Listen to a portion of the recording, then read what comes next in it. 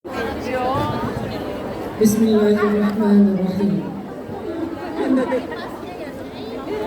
Assalamualaikum warahmatullahi wabarakatuh.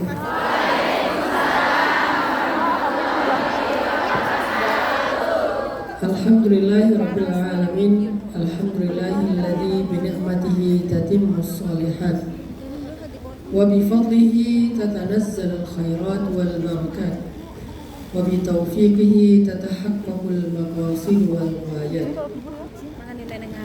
Asyhadu an la ilaha illallah wahdahu la syarikalah wa asyhadu anna sayyidana Muhammadan abduhu wa rasuluhu alladzi la nabiyya ba'dah.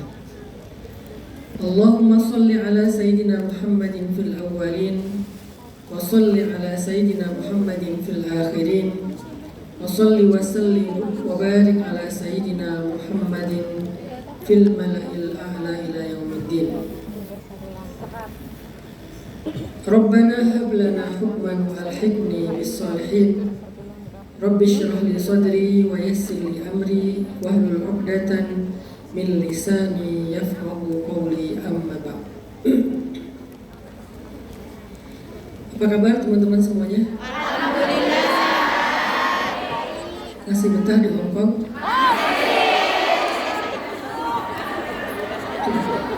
Berarti sebetulnya di Hong Kong itu bukan terpaksa ya?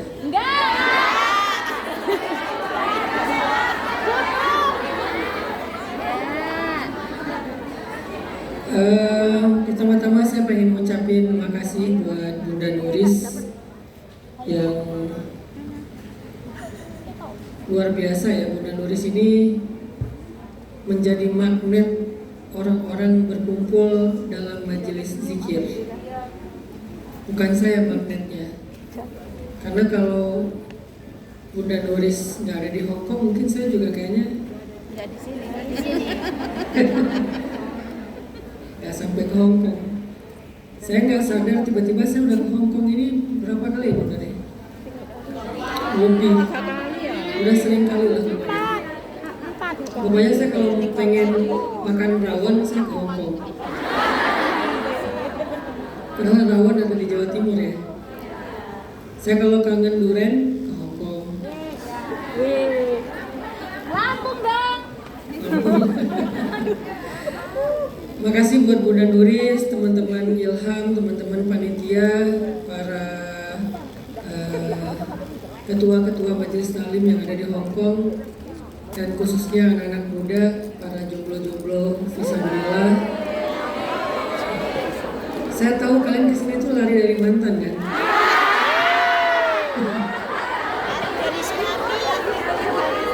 Emang mantannya di mana? Di Taiwan ya? Biar makin dekat berarti. Makasih buat kesempatannya. Saya kemarin nanya ke Bunda Nuris, memangnya di Hong Kong itu ada kajian siapa aja? Ternyata ada kajian para habaib, para kiai, para ustadz yang hebat-hebat. Sehingga saya sempat pesimis, emang ada yang mau hadir kajian saya bilang. Kata Bunda Nuris, ya ini cerita dulu, sabar aja. Kata Bunda Nuris, banyak Ustadz, kayaknya dalam beberapa hari udah sold out, udah habis ini ya tiketnya. Disitulah saya sadar ternyata di Hong Kong itu banyak yang capek. Karena dari sekian judul-judul kan yang lain pengajiannya benar ya.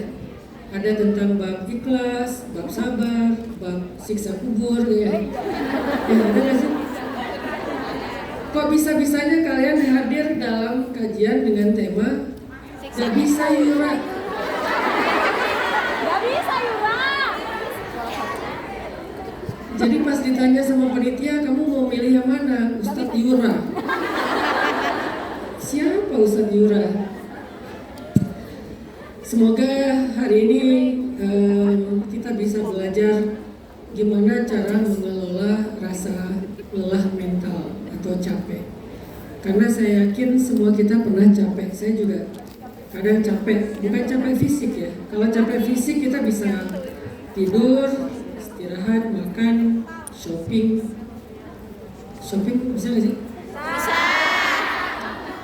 Ya bisa istirahat lah kalau capek Tidak. fisik. Sampai mental. Iya, Iya. kita sering panasan. Sama aja. Oke, sampai di mana tadi? Capek. Sampai mental. Semua kita pernah merasakan yang namanya capek. Tapi capek yang kita pengen bahas hari ini bukan capek fisik, karena capek fisik itu mudah sekali. Yang jadi masalah sekarang gimana kalau kita sedang mengalami kelelahan mental. Karena orang kalau lagi mengalami kelelahan mental itu dampak terhadap kehidupannya itu lebih lama, efek negatifnya lebih lama daripada capek fisik. Kalau capek fisik efeknya cuman mungkin dia butuh waktu tidur 2-3 jam atau 8 jam. Tapi kalau capek mental itu tuh dia bakal nggak produktifnya itu bukan hanya berjam-jam, bisa berbulan-bulan bahkan bisa bertahun-tahun. Kita kalau lagi capek fisik nggak produktif paling 8 jam, setelah itu produktif lagi. Setelah kita udah refresh, udah selesai istirahat, pasti kita akan beraktivitas lagi. Kayak misalnya orang capek fisik pulang kerja, istirahat semalaman, besok kerja lagi. Jadi berarti dia nggak produktifnya cuma sekitar 8 jam. Kalau yang capeknya fisiknya.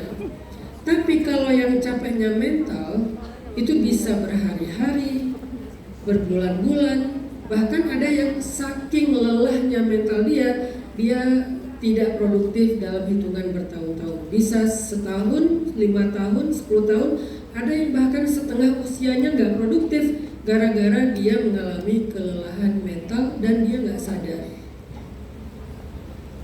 Dia nggak sadar kalau dia lelah mental.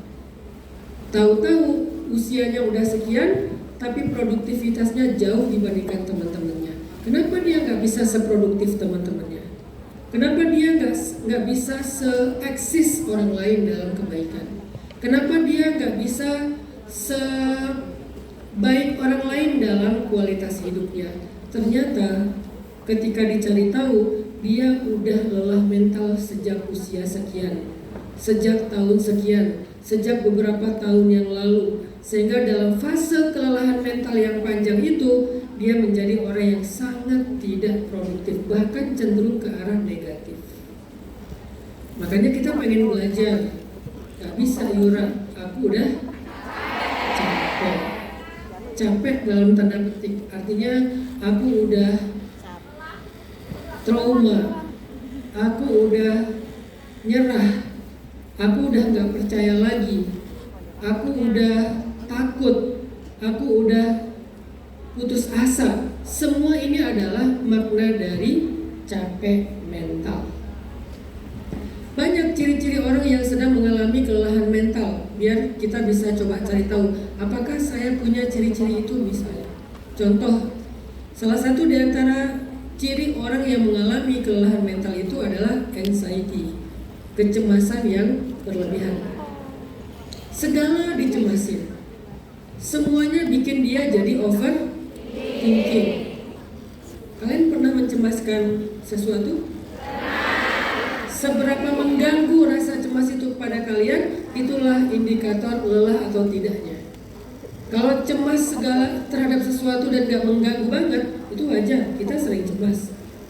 Nanti gimana ya, dia gimana ya, mereka gimana ya, itu kan wajar. Tapi kalau kecemasan ini udah dalam waktu lama gak ada solusi, atau kadang-kadang kita malah mencemaskan hal-hal sepele, hanya masalah-masalah hiburan kita cemasin. Nonton sinetron, drakor, cemas. Nanti endingnya bakal gimana, mati gak ya, gitu kan. Mereka putus gak ya, mereka balikan gak ya, cemas. Akhirnya overthinking mikirin ending dari sebuah drakor. Baca gosip di Lambe Syariah. Ya apa? Baca gosip di Lambe apa gitulah ya. Terus cemas sendiri. Kenapa mereka begini, kenapa mereka begitu, jadi kepikiran, jadi kebawa mimpi. Kadang-kadang kecemasan kita, kecemasan tentang hal-hal yang sebetulnya nggak terlalu berkaitan dengan kehidupan kita, tapi kita cemasin. atau mencemaskan hal yang kita tuh udah nggak punya kemampuan untuk merubahnya, mencemaskan tentang masa lalu, mencemaskan tentang masa depan yang belum terjadi, bahkan itu belum terjadi kita udah cemas. Maka orang yang mengalami anxiety disorder atau mengalami kecemasan yang berlebihan, ada serangan kecemasan, berarti dia sedang mendapatkan kelelahan mental. Mental dia butuh rehat. Nanti kita cari tahu gimana cara rehat mental. Kalau cara rehat fisik kita udah tahu, gimana cara rehat mental. Sehingga muncul rasa cemas yang berlebihan, dan rasa cemas ini bikin kita nggak nyaman dalam segala hal. Kita akan terus overthinking dengan segala hal. Kita akan terus memikirkan sesuatu yang bahkan belum terjadi. Bisa jadi nggak akan terjadi sebetulnya, tapi kita udah terlanjur memikirkan dan mencemaskannya, sehingga tahu-tahu itu nggak terjadi, kita tapi udah nggak nyaman. Kita udah merasa kecewa duluan. Cemas dengan LDRan, apalagi kalian tinggal jauh. Jangankan yang baru mungkin baru pacaran, yang udah nikah aja kalau LDRan mencemaskan ya. Kayak tadi pagi ada yang nanya gimana menanggapi suami yang ganti nomor telepon sampai 3 kali. Saya bilang, kenapa kamu khawatir? Jangan-jangan memang kuotanya habis terus nggak bisa diisi, akhirnya nomornya mati, harus ganti nomor. Jangan-jangan dia ganti nomor gara-gara dia kejebak sama pinjol. Jangan-jangan dia ganti nomor karena dia diganggu sama mantan. Demi kesetiaannya sama kamu, dia ganti nomor. Jangan-jangan kan ada banyak kemungkinan kan? Tapi gara-gara cemas kita udah nggak sanggup berhusnuzon. Sedangkan suuzon itu hanya menyiksa diri kita, tidak menyiksa orang lain. Ini kalian boleh jadikan sebagai quotes of the day. Nggak penting-penting banget sih, tapi nggak apa-apa lah kalian catat. Nggak usah direkam. Mau direkam biar FYP boleh. Tapi syaratnya harus pakai filter yang bagus. Kalau sayanya nggak putih, nggak akan saya repost ya. Apa tadi? Oh, quotes. Ada banyak hal yang terjadi dalam hidup kita sebetulnya lebih kecil dari pikiran kita. Yang membuat hal itu besar itu adalah prasangka kita, anxiety kita, kecemasan kita. Dan setiap kali kita berprasangka buruk kepada seseorang, prasangka itu tidak akan merugikan dan menyakiti orang itu. Prasangka buruk hanya akan menyakiti diri kita sendiri. Udah. Jangan panjang-panjang quotes itu. Kalau panjang namanya skripsi. Jadi ketika kita orangnya terlalu anxiety, terlalu cemas, kadang-kadang kita menuruti pikiran-pikiran buruk kita dibandingkan menuruti pikiran baik kita. Jangan-jangan, pokoknya setiap kalimat jangan-jangan lanjutannya adalah suuzon. Jangan-jangan. Semakin banyak kata jangan, semakin bukan jangan makanan ya. Semakin banyak jangan, semakin enak. Apa sih ini? Membahas makanan siang-siang. Semakin banyak kata-kata jangan, semakin kalian tertekan. Jangan-jangan mulai tertekan.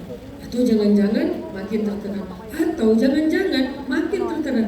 Oh benar, jangan-jangan makin tertekan. Jadi semakin sering kalian mengatakan jangan-jangan, berarti semakin kalian anxiety, cemas.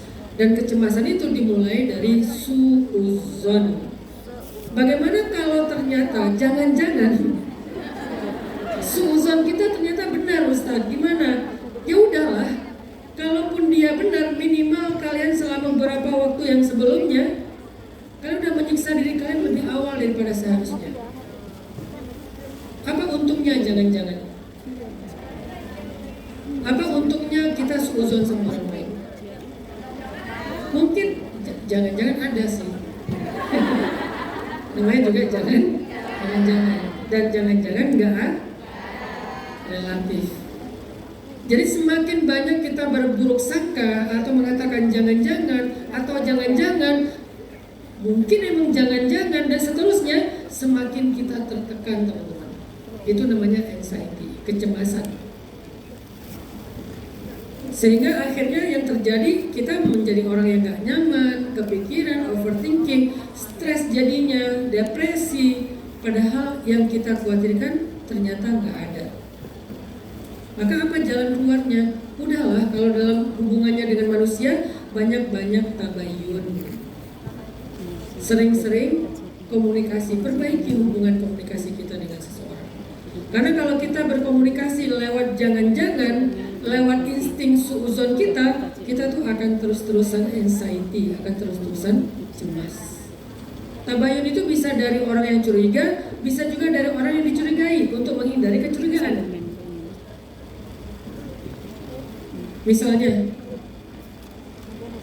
biar nggak terjadi kecurigaan ataupun kecemasan dalam hubungan suami istri pasangan. Sebelum pasangan kita misalnya cemas, sebelum pasangan kita curiga, sebelum pasangan kita cemburu buta, maka kemudian kita duluan yang menjelaskan, tabayun namanya. Maaf ya tadi begini, maksudnya begini, ada kejadian ini dan seterusnya. Sehingga pasangan kita merasa tenang. Saya punya prinsip dan saya berharap orang menghargai setiap prinsip orang lain kan. Saya punya prinsip, saya nggak mau foto sama perempuan. Terserah kalau ada ustadz, kiai yang mau foto sama perempuan, saya hargai itu prinsip beliau. Tapi saya nggak akan mau foto sama perempuan kecuali diselingi sama laki-laki. Atau kecuali berjarak, nggak bisa deketan. Makanya maaf bukan sombong, saya emang nggak mau foto sama perempuan. Dan saya pengen mensyiarkan para guru, para ustadz itu kalau bisa jangan diperlakukan kayak artis dan fans. Jadilah tetap sebagai guru dan murid yang ada adabnya, ada etikanya. Karena kalau kita dengan idola dan fans itu kan tarik-tarik, jambak-jambak rambut, gitu kan ya? Dan saya nggak pengen digituin, sehingga saya nggak mau foto sama perempuan. Kalau sama laki-laki pun saya fotonya sewajarnya, bukan yang foto kayak gimana gitu.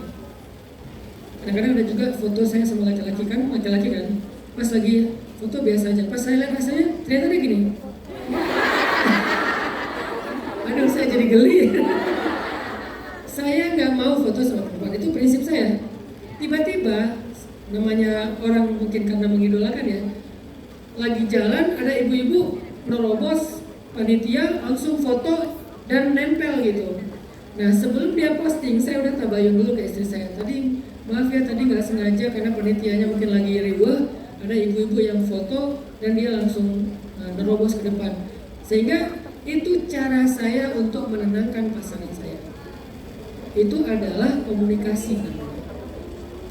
Jadi husnuzon atau suuzon, tabayun itu nggak hanya dari kita duluan yang curiga, tapi dari orang yang akan dicurigai juga berhak untuk tabayun duluan. Contoh, Nabi pernah pulang malam-malam berdua sama istrinya, kalau nggak salah waktu itu sama Sofia gitu kalau nggak salah ya. Saya lupa nanti dicek lagi, pokoknya sama istrinya. Pulang malam-malam sama istrinya, terus ngelewatin satu jalan yang agak-agak remang-remang gitu, agak gelap. Kan waktu itu emang nggak ada lampu ya, kalau malam banyak tempat yang gelap. Pas lewat di salah satu gang yang agak gelap, tiba-tiba di hadapan Nabi itu ada dua orang sahabat yang berpapasan. Jadi Nabi mau lewat, sahabat juga lewat jalan yang sama. Ngelihat Nabi lagi sama seorang perempuan, sahabat ini belok. Dia belok, gak mau berpapasan sama Nabi. Sama Nabi dipanggil, sini, kata Nabi. Ada apa ya Rasulullah? Ini adalah istriku yang aku antar pulang biar dia aman di malam hari. Nabi tabayun, ini istriku gitu kata Nabi. Sebelum mereka sempat bersuuzon, wah Nabi tadi jalan sama siapa ya? Sebelum itu terjadi, maka Nabi tabayun dulu, ini istriku kata Nabi. Sehingga kemudian mereka bilang gini, ya Rasulullah, gak mungkin kami berburuk sangka kepada engkau. Apa kata Nabi? Mungkin sekarang enggak, tapi bagaimana besok, lusa dan seterusnya. Tiba-tiba ada gosip Nabi lagi dekat sama siapa. Oh pantesan malam kemarin, kan gosip itu berkembang kan? Nggak hanya dalam satu omongan. Jadi kejadian sekarang disimpan dulu, belum jadi gosip. baru jadi gosip besok, minggu depan, bulan depan, bahkan tahun depan. Kalau nggak ditabayun, suatu saat akan jadi bahan untuk mengembangkan sebuah gosip. Sehingga kata Nabi, sesungguhnya syaitan bersembunyi di dalam aliran darah manusia. Artinya dia tahu kapan dia harus bergosip, setan tuh tahu banget. Nggak sekarang belum cukup bahan gosipnya, simpan aja dulu. Nanti begitu nemu lagi informasi berikutnya, terserah benar atau salah, kumpulin, lama-lama diramu, jadilah sebuah gosip. Dan gosip itu akhirnya jadi fitnah.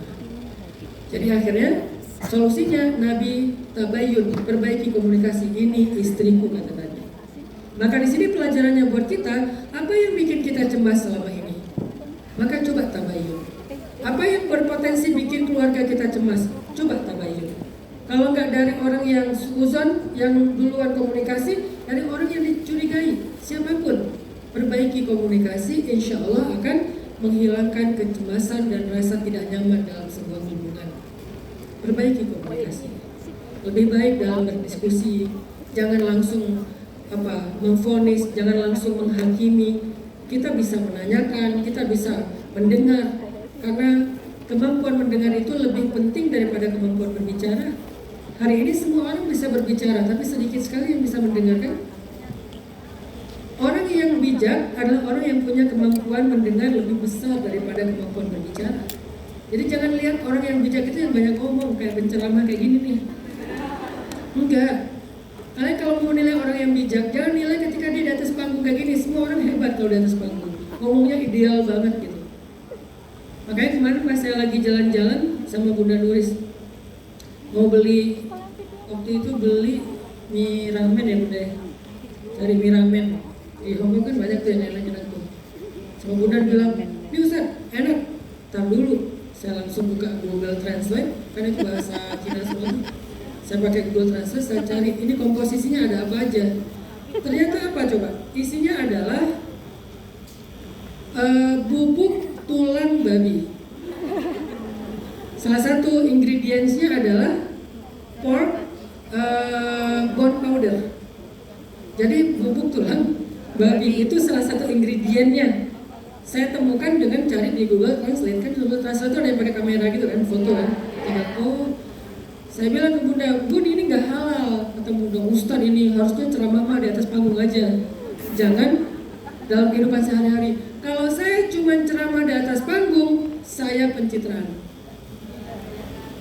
Kalau saya cuma bagus ketika ngomong kayak gini, berarti saya munafik. Apakah kalian mau mendengar nasihat dari orang munafik? Ya. Ngapain kita dengar nasihat dari orang munafik? Apa arti munafik? Yang nggak sama antara lisannya dengan perbuatannya. Apa yang kita dengar nasihat dari orang munafik? Orang yang kita dengar nasihat itu adalah orang yang sama antara lisannya dengan perbuatannya. Terserah penampilannya, makanya jangan menilai penampilan. Ini penampilan pakai kupluk nih kayak Bob Marley ya. Aliran-aliran Rastafarian reggae gitu. Oke, penampilannya kupluk, bajunya flanel baju pantai kayak gini. Hatinya kupluk. Jadi jangan lihat pakai sorban kah, pakai kupluk kah, pakai baju gini kah, pakai baju gamis kah. Itu kan semuanya bisa disetting. Maka selaras nggak antara lisannya dengan perbuatannya, itu yang kita nilai. Makanya saya bilang, kalau kita mau menjadi orang yang baik, lebih dahulukan mendengar daripada bicara. Karena bicara semua orang bisa baik, tapi kemampuan mendengar, lalu kemudian menerima, berdamai, mengalah, berlapang dada, memaafkan, itu nggak mudah. Bahkan seorang Ustadz Kiai Habib pun belum tentu mampu. Nggak mudah loh itu kayak gitu. Jadi pertama, ciri orang yang mengalami kelelahan mental itu adalah anxiety, cemas yang berlebihan. Di antara contoh kecemasan itu adalah mencemaskan pasangan, mencemaskan orang tercinta, mencemaskan keluarga, mencemaskan anak, mencemaskan teman kerja, mencemaskan partner bisnis. Lalu apa solusinya? Tabayun. Perbaiki komunikasi dengan pasangan, komunikasi dengan keluarga, perbaiki. Cara perbaikinya, jangan nunggu orang yang curiga untuk nanya duluan. Kadang kita sebagai orang yang berpotensi dicurigai, kita duluan yang menjelaskan. Dan itu jauh lebih baik daripada ketika kita baru ditanya baru kita jelaskan. Itu berlaku dalam kehidupan Nabi, dalam kehidupan sahabat. Makanya ayatnya fatabayyanu, dan perbaikilah komunikasi kalian sejelas-jelasnya. Sehingga anxiety tadi, kecemasan tadi mulai bisa reda. Bagaimana kalau kita cemasnya bukan ke manusia, tapi kepada takdir? Mencemaskan masa depan, mencemaskan keuangan. Bisa nggak ya bayar anak sekolah, bentar lagi mereka mau sekolah, bentar lagi mereka mau SMP, mau SMA, mau kuliah, bentar lagi harus bayar kontrakan. Bisa nggak ya saya melunasi hutang saya semakin setiap bulan nambah, karena saya terlilit hutang pinjol misalnya. Yang bunganya aja nambah terus, apalagi pokok hutangnya. Bisa nggak ya, bisa nggak ya. Nah, bagaimana kalau kita mencemaskan takdir dan keadaan? Sebagiannya belum terjadi, tapi kita udah mencemaskannya. Mungkin nggak ya saya dapat jodoh dengan kondisi saya sekarang? Mungkin nggak ya saya punya imam yang hafiz, sementara saya nggak bisa baca Quran? Saya pengen punya imam yang bisa imamin saya sholat, bacaannya panjang-panjang, sementara saya setiap sholat bacanya Al-Ikhlas. Sesekali mau ganti surat, nyasar. Ya kan? Malam ini pengen ganti surat. Ghairil maghdubi 'alaihim waladdallin. Amin. Jangan Al-Ikhlas. Alif Lam Mim. Allah saja.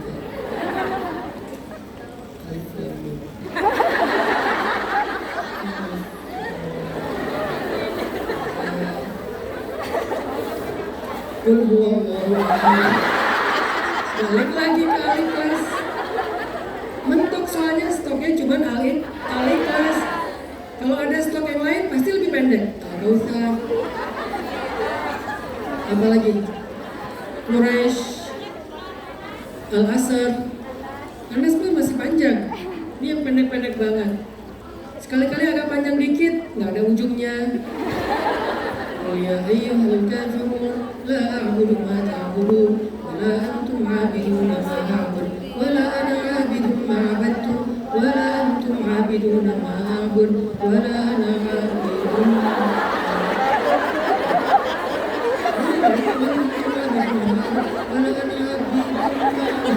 muter aja di situ.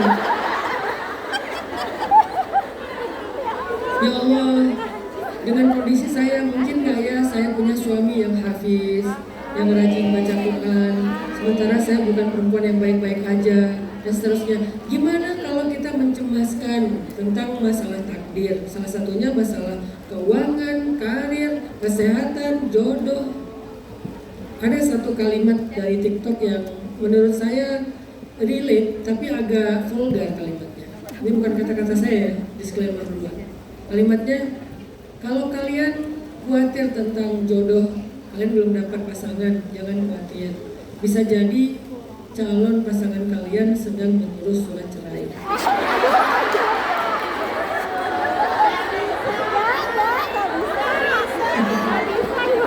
Mungkin nggak gitu?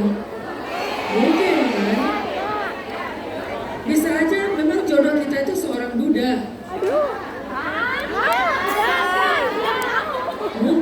Mungkin. Bisa aja jodoh seorang laki-laki itu anak janda. Mungkin kan? Nabi Muhammad aja yang istimewa, sempurna, pasangannya seorang janda, tapi janda yang sempurna, janda yang soleha, janda yang cantik, janda yang ideal, yang beda umurnya 15 tahun, bayangin. Coba kalau misalnya kalian ternyata mirip dengan Sayyidah Khadijah nasibnya, berarti kalau kalian umurnya 25 tahun, bisa jadi calon suami kalian sekarang baru kelas 4 SD. Iya kan? 10 tahun kan berarti kelas 4 SD. Sabar, suami kamu lagi bikin PR. Calon suami kamu lagi bikin PR. Doakan dia supaya naik kelas. Karena setahun dia tinggal kelas, berarti jodoh kalian harus delay setahun. Jangan lagi. Gimana kalau kita terhadap nasib, takdir, keadaan, hal-hal yang belum terjadi. Kalau cemas kepada manusia, tabayun. Kalau cemasnya kepada takdir, gimana caranya? Belajar menitipkan urusan kalian kepada Allah. Titip. Jangan dipikirin sendiri, serahin aja kepada yang lebih mengerti. Jangan diurus sendiri, serahkan aja kepada yang maha mengurusi. Jangan diperjuangkan sendiri, serahin aja kepada yang maha kuasa dan maha mengatur. Dia lebih jago dalam mengatur hidup kita. Serahin aja, titipin. Sehingga kalau kita udah menitipkan, ya Allah saya titip jodoh saya kepada Engkau, saya udah capek untuk coba-coba, saya udah capek membuka hati lalu dikecewakan, saya udah capek berkomitmen tetapi ditinggal pas lagi sayang-sayangnya, saya udah capek nge-follow mantan di akun kedua. Ya Allah, misalnya ya, titipin. Ya Allah aku titip jodoh aku, ya Allah aku titip masa depan aku, ya Allah aku titip masalah aku, ya Allah aku titip keluarga aku, ya Allah aku titip anakku, ya Allah aku titip pasanganku. Engkau sebaik-baik penjaga, titipin sama Allah, gak usah kita yang urus. Karena kalau kita yang pikirin, kita yang mengurus, kita orang yang bodoh dan lemah. Udah gak bisa, gak sanggup, biar Allah aja yang urus. Makanya Nabi SAW bersabda, nah Allah itu idza studi'a syai'an hafizah. Allah kalau dititipkan sesuatu pasti dijaga. Masalahnya kita nggak nitip sama Allah, kita pikirkan sendiri, sehingga overthinking tadi, sehingga anxiety tadi, karena kita pikirin sendiri ini gimana nih, gimana. Kalau nggak nemu jalan keluarnya, kita kayak ngerasa nggak mungkin. Padahal kalau kita titipkan kepada Allah, nggak ada yang nggak mungkin bagi Allah. Kata nggak mungkin itu hanya berlaku untuk manusia. Sedangkan Allah, salah satu sifat 20-nya Allah itu adalah kudrat. Kudrat itu kalau dalam bahasa Asmaul Husnanya qadirun, muridan, kan gitu ya. Kudrat, iradat kan sama kan? Dan Allah berfirman di dalam surat Al-Mulk, wa huwa ala kulli syai'in. Artinya apa? Apa arti wa huwa ala kulli syai'in qadir? Arti wa huwa ala kulli syai'in qadir, Allah bisa apa aja. Gampang, gak usah terlalu formal lah, terjemahan susah dimengerti. Yang sederhana, ala kulli syai'in qadir itu artinya Allah bisa apa aja, gak ada yang gak bisa. Dan kalau Allah berkehendak, idza arada syai'an ayyaqula lahu, kalimatnya apa? Kalimatnya kalau Allah menginginkan sesuatu, maka Allah mengatakan bukan kun fayakun, kun, udah segitu. Sejak kapan jadi kun fayakun? Di Indonesia emang aneh-aneh ya, tiba-tiba jadi mantra kan? Kun fayakun, mana ada kayak gitu? Yang ada katanya kun, udah gitu. Fayakun itu beda lagi. Kan kun artinya jadilah, maka jadilah. Nah, maka jadilah itu bukan kata-kata dari Allah, kata-kata dari Allahnya kun, jadilah udah. Sehingga ini apa sih? Ngerti gak sih? Ya gitulah pokoknya. Yang saya mau sampaikan teman-teman, obat dari kecemasan, obat dari lelah mental, gara-gara kita mencemaskan sesuatu yang kita nggak mampu menjalaninya, nggak mampu mencari jalan keluarnya, nggak mampu mengontrolnya, karena itu belum terjadi atau sudah berlalu, udah terjadi. Gimana cara mengobati kecemasan kayak gini, anxiety kayak gini? Belajar yang namanya menitipkan urusan kita kepada Allah. Coba kalian punya mushaf digital kan di handphone? Coba buka surat Al-Kahfi.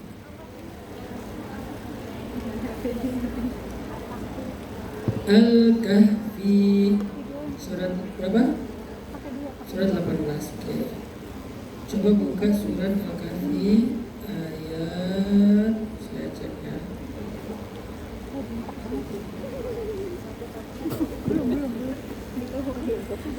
Surat Al-Kahfi ayat 82. Ini bukti Allah kalau dititipin sesuatu pasti dijaga. Allah berfirman di surat Al-Kahfi ayat 82. A'udzu billahi minasy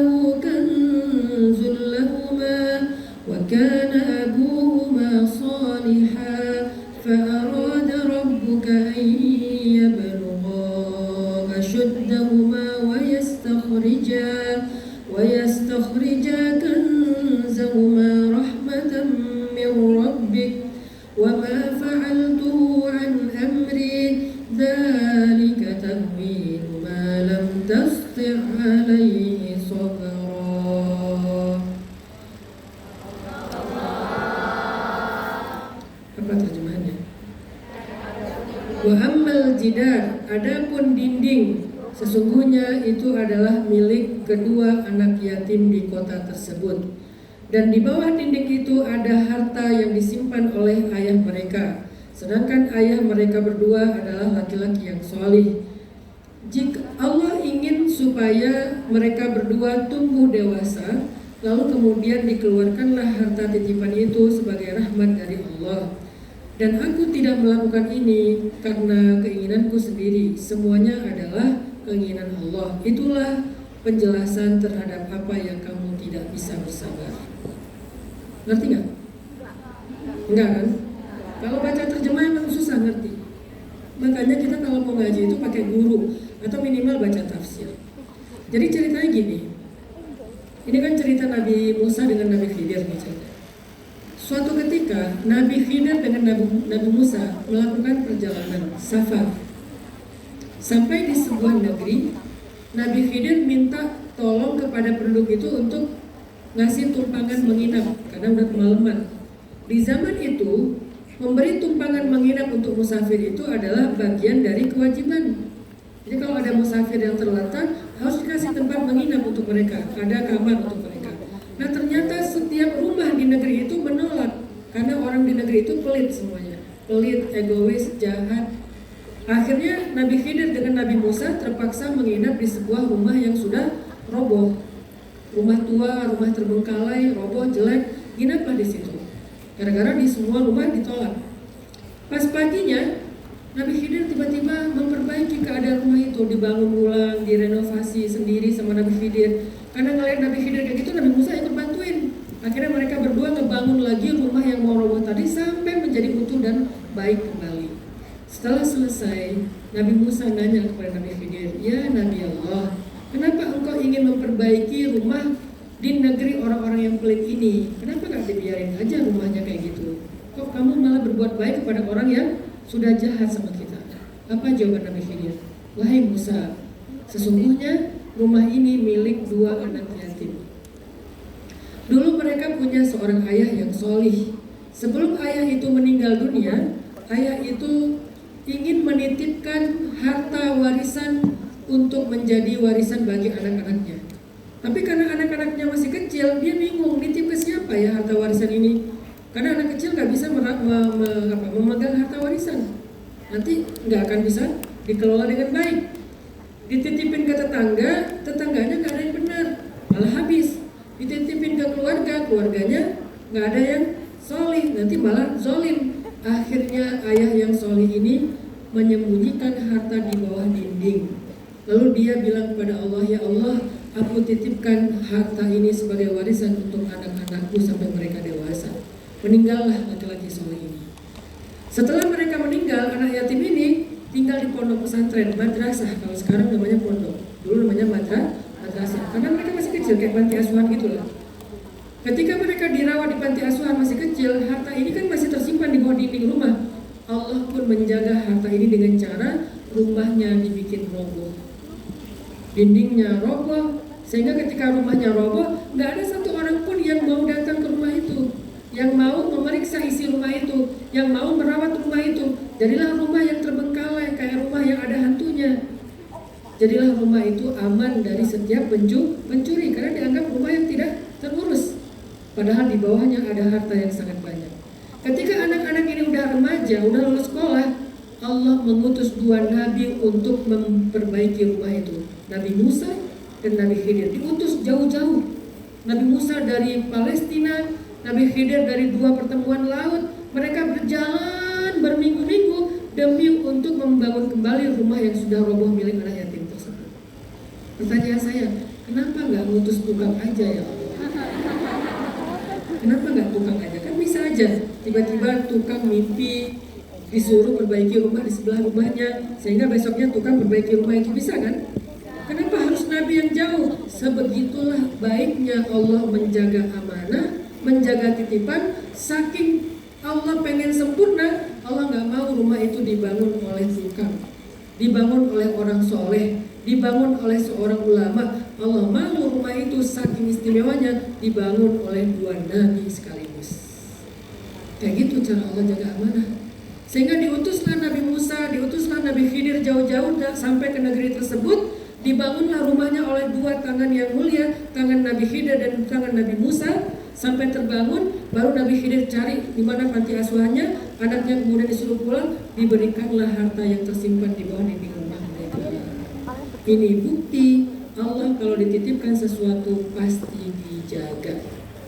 Berapa tahun Allah menjaga? Belasan tahun. Dari anak itu masih kecil banget sampai anak itu dewasa. Bagaimana cara Allah menjaga? Merobohkan rumahnya. Lalu bagaimana setelah roboh? Allah utus dua nabi. Salah satu nabi itu adalah nabi yang sangat kuat. Nabi Musa itu kuat sehingga ngebangun rumah sendiri sanggup. Satu lagi nabi yang misterius, yang tahu di mana rumahnya, ada cerita apa di rumah itu, Nabi Khidir. Kalau nabi yang nggak tahu ceritanya nanti bingung setelah dibangun ngapain ya. Nabi Khidir yang tahu. Sehingga dua nabi inilah yang Allah utus untuk mengembalikan harta titipan laki-laki soleh itu kepada anak-anaknya. Kata Nabi Muhammad SAW, Allah kalau dititipkan sesuatu pasti dijaga. Jadi titipkan, ngomong ke Allah, ya Allah, saya titip jodoh saya kepada Engkau. Saya nggak tahu siapa yang terbaik untuk jadi imam dalam hidup saya. Tapi kalau boleh, dia adalah laki-laki yang good looking, yang rajin, yang soft spoken, yang ngomongnya pelan, yang ngomongnya tuh kan sekarang laki-laki yang soft spoken itu jadi kayak idola gitu kan. Ya kalau ngomong, kamu kenapa? Kamu kenapa sih? Dia soft spoken, act of service, good looking, tajir, udahlah perfect banget. Allah berikan saya laki-laki seperti itu.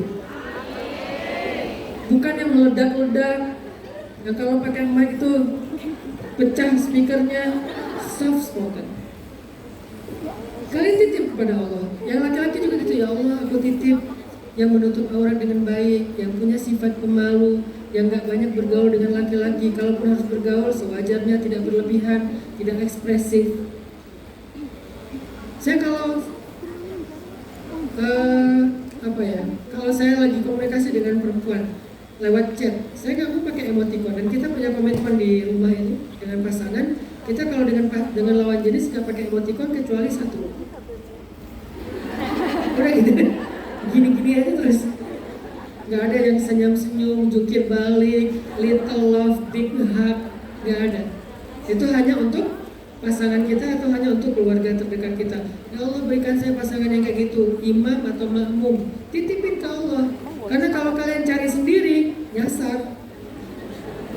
Kalau kalian cari sendiri, bisa salah. Kenapa? Hari ini kita hidup di zaman pencitraan.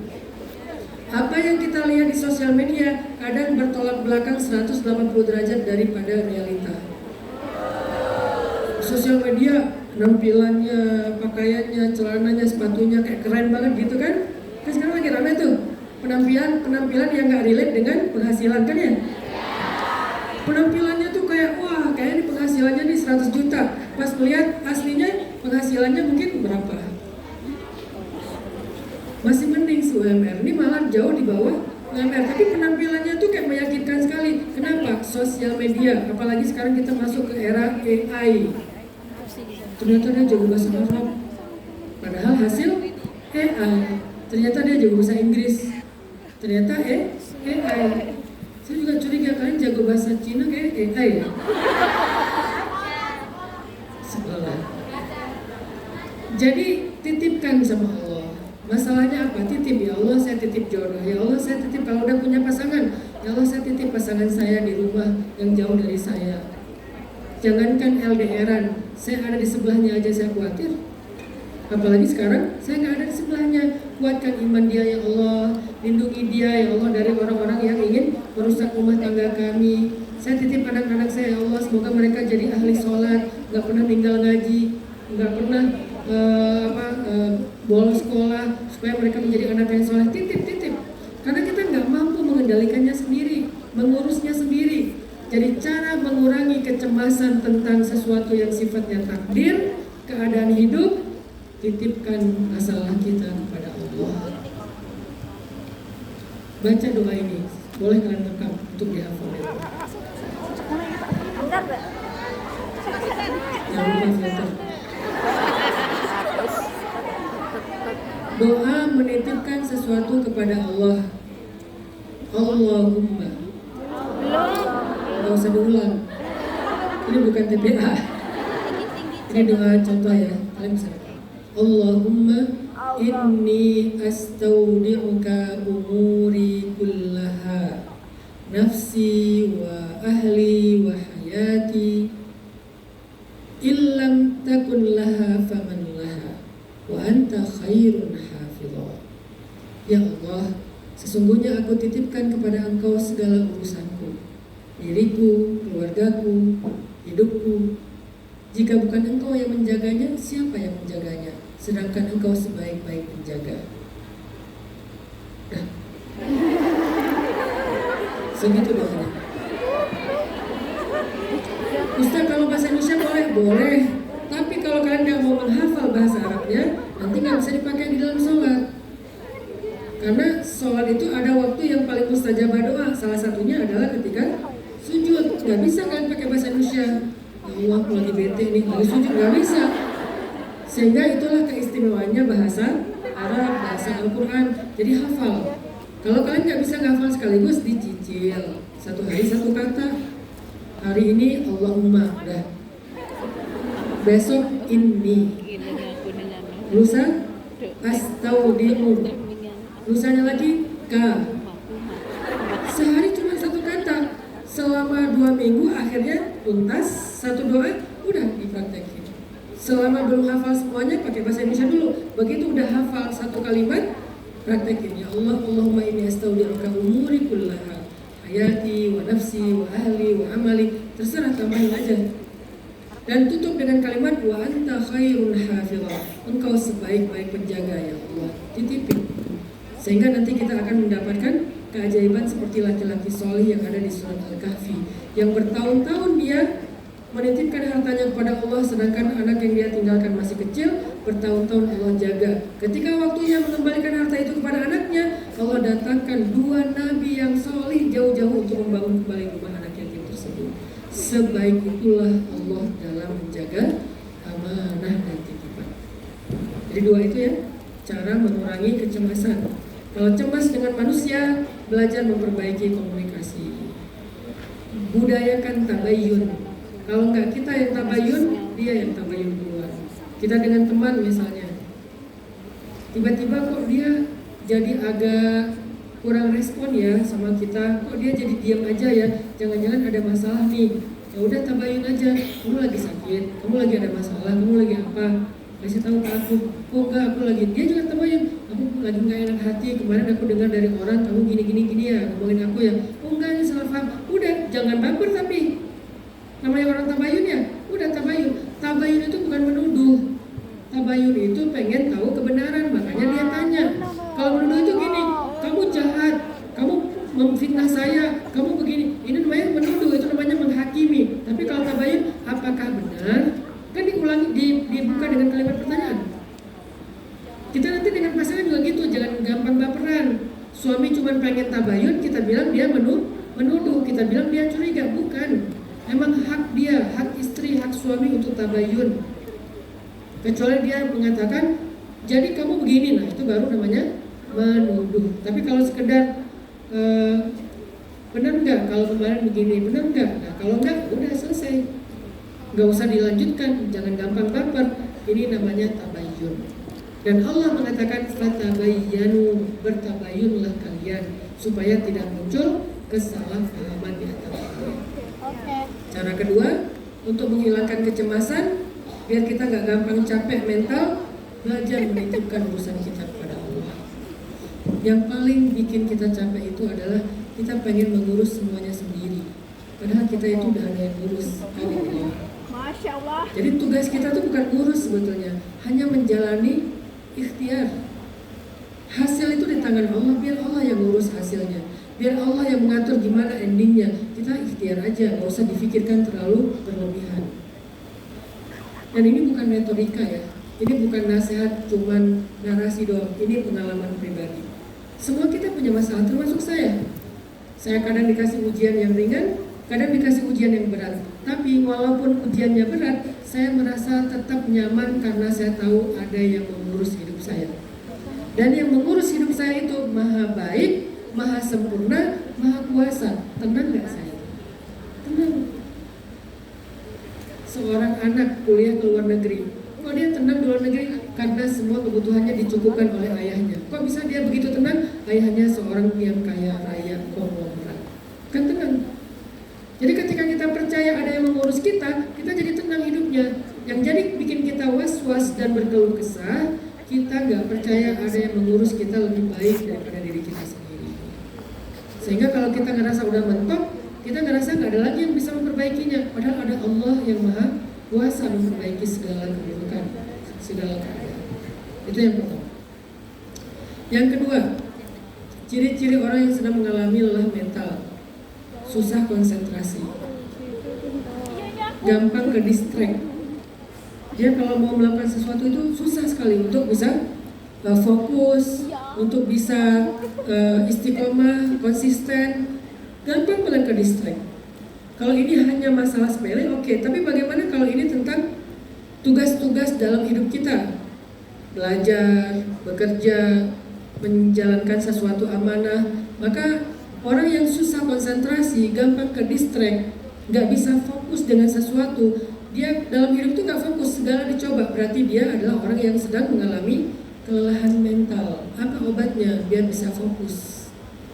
Kata Allah di dalam surat Al-Insyirah, فَإِذَا فَرَغْتَ فَانْصَبْ. Belajar melupakan kegagalan yang sudah lewat. Belajar berdamai dengan kesalahan-kesalahan. Belajar berdamai dengan kegagalan-kegagalan. Jangan terlalu menuruti trauma. Karena kalau kita masih terus-terusan trauma, kita nggak berdamai dengan kegagalan,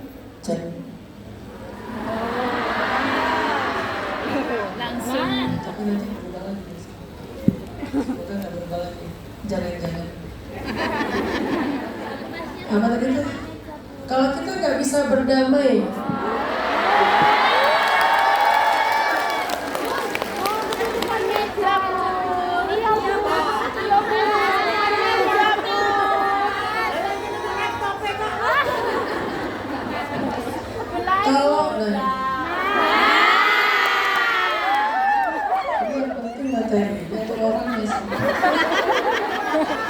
kalau kita nggak bisa berdamai dengan sebuah kegagalan, nggak bisa berdamai dengan masa lalu, kita itu jadi orang yang nggak akan pernah bisa fokus dengan masa depan.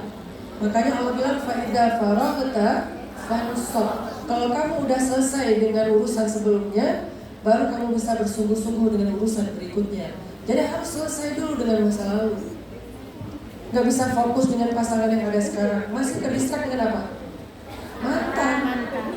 Karena kita masih comparing, masih membanding-bandingkan. Kita masih nggak bisa fokus karena kita terlalu banyak membandingkan ke kanan dan ke kiri. Suami teman saya, adik ipar adalah membandingkan dengan ipar, membandingkan dengan teman, suami teman, membandingkan dengan mantan, membandingkan dengan ayah, membandingkan dengan paman. Kita terlalu banyak membanding-bandingkan, akhirnya kita jadi orang yang gak fokus kepada apa yang ada di dalam kehidupan kita. Comparing kita membuat kita merasa gak bisa bersyukur dengan apa yang kita dapatkan. Nah itu salah satunya belum rilis dengan masa lalu. Udahlah, jangan dibandingkan. Kita pernah gagal, pernah sakit, udah. Ini adalah cerita yang baru, bukan episode yang baru. Ini cerita yang baru, novel yang baru, film yang baru, bukan episode yang baru. Kalau episode yang baru mungkin terikat dengan episode sebelumnya, tapi ini cerita yang baru. Artinya cerita ini bisa aja jadi cerita yang happy ending. Kenapa kita bawa-bawa dengan cerita yang sebelumnya? Jadi kata para ulama, fa'idha faraghta artinya lepaskan masa lalu kamu. Karena dia udah gak bisa diperbaiki. Berdamailah dengan apa yang udah pernah kamu alami di masa lalu. Pernah inner child, luka pengasuhan. Kamu sekarang akan jadi orang tua. Jangan sampai luka pengasuhan itu menghambat kamu untuk menjadi orang tua yang baik. Justru harusnya kamu mengambil pengalaman itu supaya tidak lagi terulang kepada anak kamu. Berdamai dengan masa lalu, sehingga kita menjadi orang yang lebih fokus dengan masa depan. Sobat. Yang kedua, sulit fokus dan sulit konsentrasi. Itu ciri orang yang lelah mental. Yang ketiga, susah tidur. Insomnia karena overthinking. Ini mirip dengan yang pertama. Kenapa overthinking? Karena dia mencemaskan sesuatu secara berlebihan. Gimana caranya biar bisa tidur dengan nyenyak? Gimana cara biar bisa tidur dengan nyenyak? Kalau kata orang-orang bijak nih, cara tidur nyenyak itu adalah memperbaiki jadwal harian. Apa yang bikin kita nggak nyenyak tidur? Jadwal kita udah nggak fitrah lagi. Nanti baca jadwalnya Nabi, bangun jam berapa, tidur siang jam berapa, makannya apa aja, olahraganya gimana, sebelum tidur di malam hari beliau ngapain, maka baru kemudian beliau tidurnya nyenyak. Karena beliau tidurnya nyenyak, 3 jam itu jadi deep sleep. Akhirnya bangun sepertiga malam, gak membuat beliau kekurangan tidur. Ketika pola itu udah benar, insya Allah ternyata itu akan mempengaruhi kepada mental kita. Orang yang tidurnya kurang dari kebutuhannya, atau dia tidurnya banyak tapi nggak kualitas, maka dia akan mengalami kelelahan mental yang lebih berat daripada sebelumnya. Ternyata tidur itu penting. Makanya Allah berfirman dalam Al-Quran, waja'alnal laila apa? Waja'alnal laila libasa. Kami jadikan malam itu untuk istirahat. Maka yang di sini artinya istirahat. Kami jadikan malam itu untuk istirahat. Buat kalian yang gak harus bertugas di malam hari, malam itu jangan nonton live. Jangan nonton apa lagi? Bukan.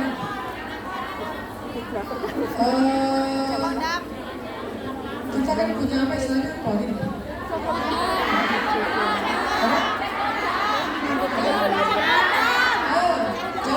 Jangan cek kodam malam-malam. Karena udah pasti kalian ngerasa kodam itu ada di kamar kalian, di sekitar kalian, terus gak bisa tidur ya.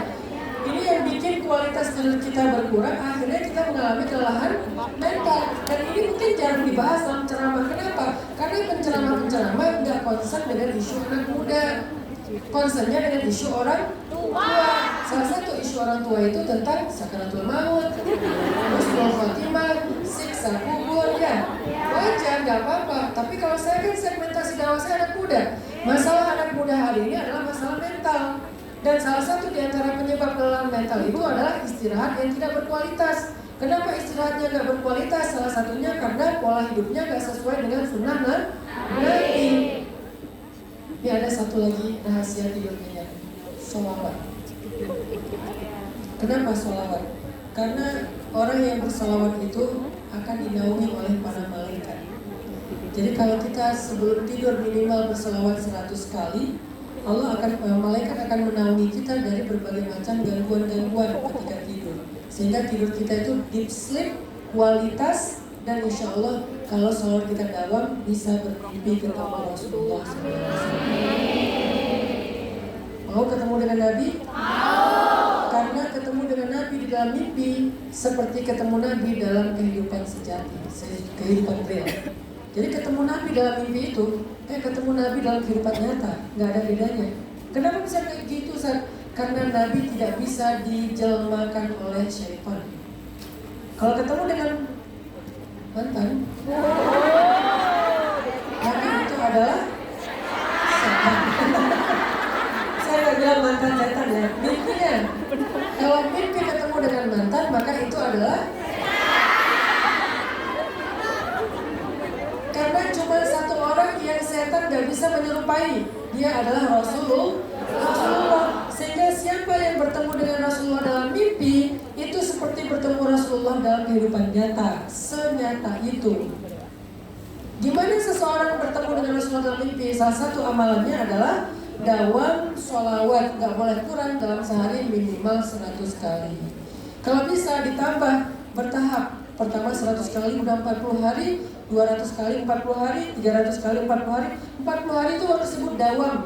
Lalu tambah targetnya jadi 200, 300, 400, 500. Ada yang hari ini saya punya teman yang dia sholat sehari 3000 kali dan itu sudah bertahun-tahun. Kemarin ada kejadian di Madinah sama saya. Jadi, kan kemarin saya ke Maluku kan, ada dakwah di Maluku lah. Dia jemput seorang dokter, dia jemput saya di bandara, terus dia cerita gini, Ustaz, maaf saya ingin menyampaikan sebuah amanah. Boleh minta waktu 5 menit? Oh boleh, amanah dari siapa? Amanah dari Rasulullah katanya. Saya kaget, wah saya ada salah apa nih? Kok sampai ada yang dapat amanah untuk disampaikan kepada saya dari Rasulullah. Memang ada apa Pak? Ada apa dengan Rasul? Dulu Ustaz umrah nggak tahun 2022? Dia tanya gitu. Ya saya umrah bulan berapa? Bulan Desember. Awal, tengah atau akhir? Ntar saya cek dulu foto saya waktu umrah. Kan di foto ada tanggalnya kan? Saya cek. Oh iya, di awal. Ustaz tanggal 7 atau 8 ada di Madinah nggak? Saya cek lagi yang foto Madinah. Oh iya, di tanggal 7, 8 saya di Madinah. Ustaz kalau di Madinah tempat favorit buat tahajud di mana? Saya bilang di belakang Raudhah. Karena kalau di Raudhah nggak bisa lama-lama kan? Di belakang Raudhah. Ustaz punya baju gamis warna-warni nggak yang ala-ala style Maroko? Itu gamis favorit saya. Saya punya gamis semuanya Marokon style. Maroko itu yang ada kupluknya loh belakang. Terus dia warna-warni, garis-garis gitu. Saya nggak suka gamis yang polos. Oh iya itu favorit saya. Oh iya Ustaz, waktu itu Ustaz lagi tahajud di belakang Raudhah, saya di belakang Ustaz. Saya tanya ke jamaah Ustaz di sebelah, apakah itu Ustaz Hanan? Mereka jawabnya bukan. Mungkin karena dia ingin melindungi saya ya, dari fans ya. Dia bilang bukan, tapi salah. Jadi bohong gitu dalam Masjid Nabawi.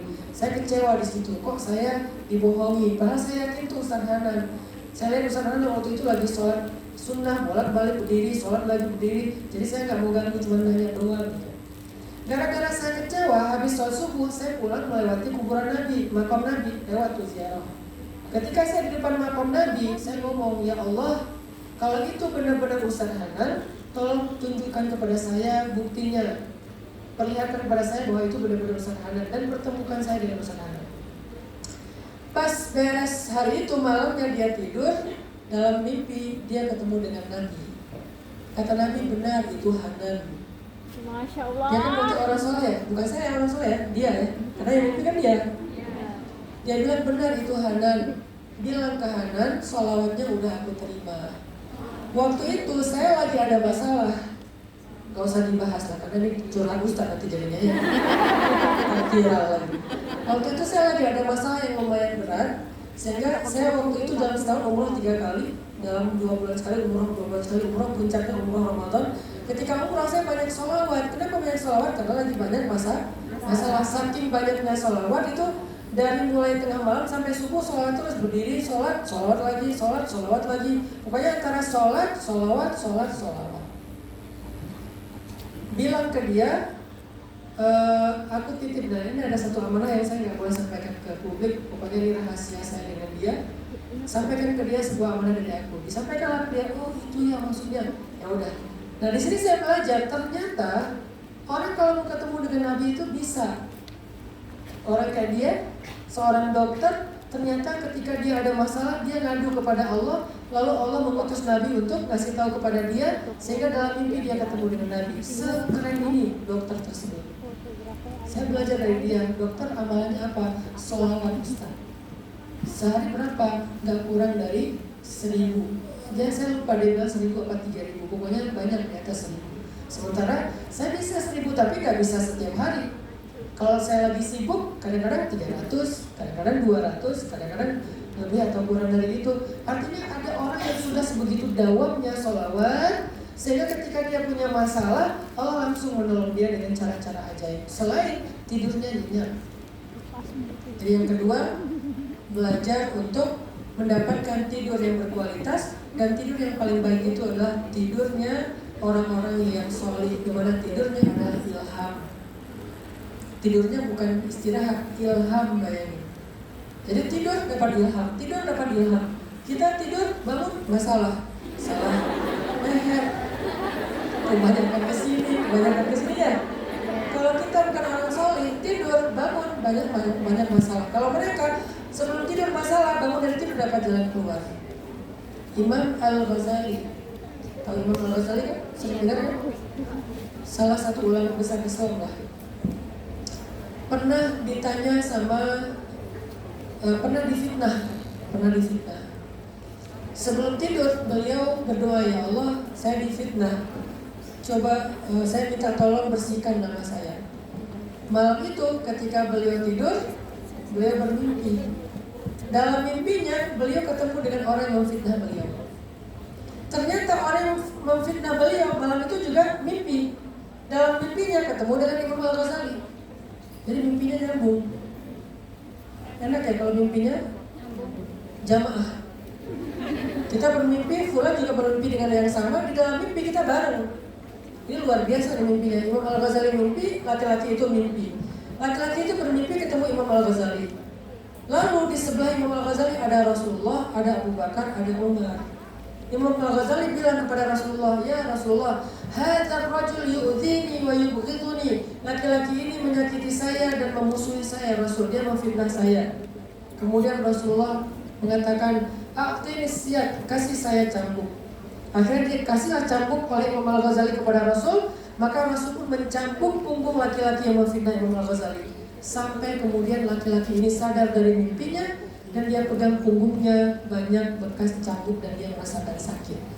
Padahal dia mimpi dicambuk, tapi cambukannya kerasa bahkan dalam kehidupan nyatanya. Datanglah dia besoknya kepada Imam Al-Ghazali, dia minta maaf dan setelah itu dia menjadi murid dan pembelanya Imam Al-Ghazali. Kok bisa orang soleh itu tidurnya kayak gitu? Karena mereka adalah orang-orang yang sebelum tidur zikir, sholawat, bukan sebelum tidur scrolling. Kenapa tidur kita gak berkualitas? Karena sebelum tidur kita scrolling TikTok, scrolling IG, Facebook, YouTube, short apa? Video. Chat hadam. Sebelum tidur. Sementara sebelum tidurnya orang soleh kayak Imam Al-Ghazali adalah zikir dan sholawat. Sehingga tidurnya ilham, tidurnya kita masalah, mimpi buruk. Ini tentang masalah fokus, masalah kesulitan tidur. Yang keempat ya. Ciri orang yang mengalami kelelahan mental kata para ulama adalah, ini di jam berapa? Oke, satu lagi aja deh. Orang yang mengalami kelelahan mental itu salah satu cirinya adalah dia kehilangan semangat dalam aktivitas hidupnya.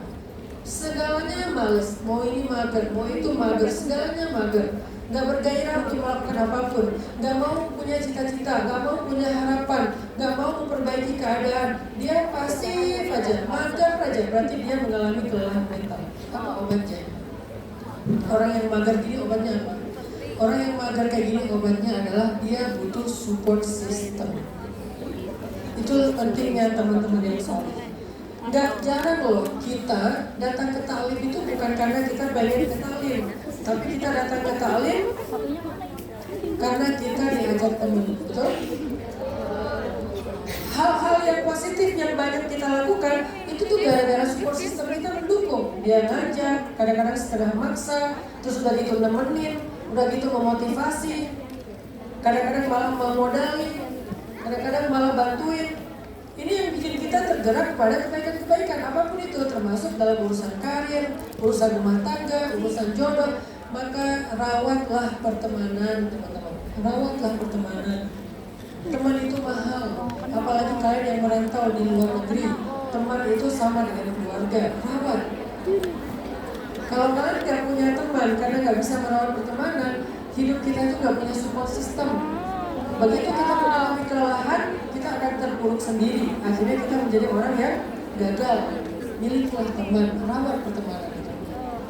Teman kita manusia bukan malaikat. Kadang dia salah, kadang keliru, kadang bikin kita bete. Tapi berlapang dada lah, karena dia bukan malaikat, dia manusia. Salah satu cara merawat pertemanan adalah memaafkan. Cara lain merawat pertemanan adalah memberi hadiah. Cara lain dalam merawat pertemanan adalah dengan menyapa, harus rutin menyapa. Cara lain dalam merawat pertemanan adalah dengan mendoakan. Mendoakan, memberi hadiah, menyapa, dan memaafkan. Itu cara merawat pertemanan. Kalau kalian nggak pernah memaafkan ketika teman kalian salah, sedikit salah left group, akhirnya semuanya punya grup sendiri-sendiri, dia admin, dia member. Kenapa? Karena nggak bisa merawat pertemanan, nggak bisa memaafkan. Rawat pertemanan dengan memberi hadiah. Ketika dia ulang tahun, kasih hadiah. Atau nggak dalam rangka ulang tahun pun kan dapat sesuatu yang kayaknya lucu nih, beli buat dia juga. Doakan di malam hari, ya Allah, tolong dijaga hubungan kami sebagai sahabat karena Engkau ya Allah. Kemudian sapa dia sesekali, gimana kabarnya, kamu lagi ada masalah apa, kalau butuh apa-apa bilang ke aku, walaupun aku gak bisa bantu, minimal bisa menghibur dan segala macam. Rawat, karena mereka adalah support system kita.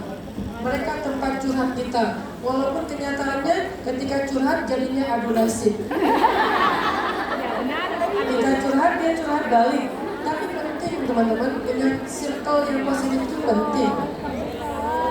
Karena kalau circle negatif atau toksik kan gak perlu kita pilih, kadang-kadang ada ya. Yang harus kita rawat, kita jaga, kita bangun, itu circle positif. Sehingga ketika kita ketemu dengan circle toksik, kita punya tempat pulang. Tempat pulang kita adalah teman yang menerima kita dengan tulus. Saya, teman SMA saya sampai sekarang, kita masih merawat hubungan di grup itu sampai sekarang. Jadi kalau saya lagi viral, biasanya saya pulang ke Aceh. Jadi kalau teman-teman lihat saya lagi di Aceh, berarti lagi viral. Kalau saya lagi viral, saya pulang ke Aceh, ziarah kubur emak saya yang meninggal tsunami, plus saya nongkrong bareng teman-teman SMA saya. Kita diving, kita berenang, kita ngapain, agak lucu-lucuan. Itu bagian dari cara saya merehatkan mental saya, punya teman. Nah, mereka lah yang akan menggairahkan saya kembali. Mereka lah yang akan membuat saya bangkit lagi setelah tadi udah mager banget, males ngapa-ngapain. Mereka yang membangkitkan semangat. Penting teman-teman itu. Makanya dalam Islam disebut dengan as-suhbah sholihah, pertemanan yang soleh. Al-mar'u ala dini khalili, seseorang tergantung teman dekatnya. Semoga beberapa tips yang saya berikan ini bisa menjadi life hacks kita. Pertama, kalau kita sedang merasa capek dengan urusan hidup kita, sehingga kita muncul rasa cemas berlebihan, obatnya dua. Perbaiki komunikasi dengan manusia.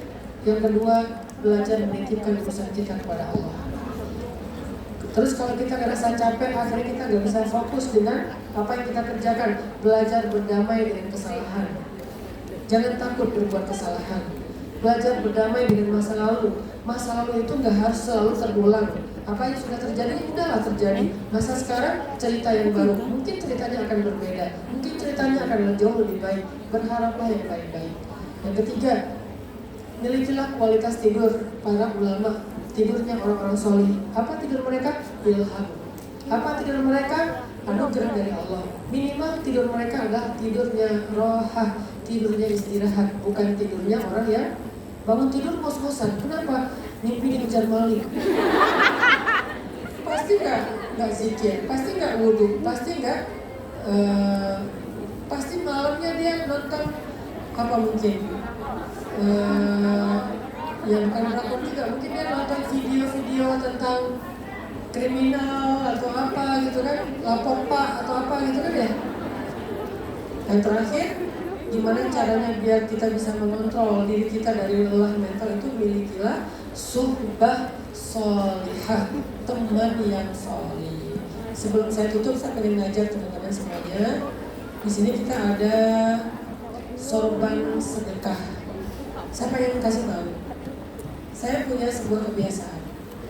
Kebiasaan saya adalah saya membeli asuransi langit setiap hari. Apa itu asuransi langit? Asuransi langit itu sedekah. Kenapa Ustaz menyebutnya asuransi? Karena kata Nabi, tidak ketemu sedekah dan musibah di hari yang sama. Tidak ketemu sedekah dan musibah di hari yang sama. Jadi kalau kita pengen terjamin hari ini selamat, kita, keluarga kita, orang-orang yang kita sayangi, sedekah di hari itu. Kalau bisa sejak pagi hari kita udah sedekah. Niatkan untuk diri kita dan keluarga kita.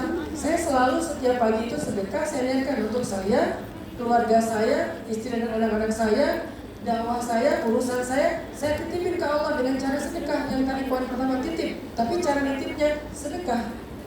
Selain ngomong Allahumma inni astaudi'uka umuri, ya Allah saya sedekah. Karena sedekah itu asuransi yang dijamin oleh Rasulullah SAW. Kalau kita udah sedekah harian, sekarang lanjutkan sedekah mingguan hari Jumat, lalu sedekah bulanan, lalu sedekah tahunan, dan semuanya itu diniatkan untuk diri kita dan keluarga kita. Nah, hari ini kita ada program sedekah, sorban sedekah yang akan dipakai buat kebutuhan dakwah. Bisa dakwah di Hong Kong, bisa dakwah di Indonesia. Tanpa teman-teman sadari, teman-teman itu udah banyak bantu loh. Termasuk kemarin yang sebelumnya saya datang sini, sedekah teman-teman itu udah saya kasih ke sekolah gratis yang saya bikin. Udah jadi kan bangun satu kelas itu harganya sekitar 200-an juta ya satu kelas. Dengan sedekah dari teman-teman waktu itu sekitar 60-an ya, 60-an juta. Berarti teman-teman udah membangun sepertiga dari kelas yang sekarang dipakai buat para siswa belajar di tempat saya. Jadi bisa di Indonesia, bisa di Hong Kong, bisa di Palestina, bisa untuk kebutuhan dakwah. Jadi tanpa kita beramal pun diam-diam kita lagi jalan-jalan di Mongkok, tapi pahalanya kan ngalir. Kok bisa pahalanya ngalir? Karena salah satu di antara dua amalan yang bakal ngalir terus pahalanya selain ilmu adalah sedekah. Semoga nanti kita bisa terlibat dalam sedekah terbaik kita. Saya kembalikan kepada MC untuk dilanjutkan dengan sesi berikutnya. Bismillah. Bukan yang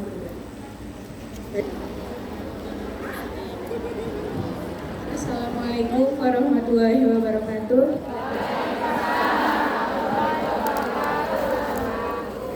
Sebelumnya perkenalkan, nama saya Mar'atus Solihah. Saya dari Indramayu. Indramayu sini ada namanya. Ya, sebelumnya juga saya ingin mengucapkan syukur alhamdulillah karena diberi kesempatan untuk bisa menghadiri hari yang baik ini.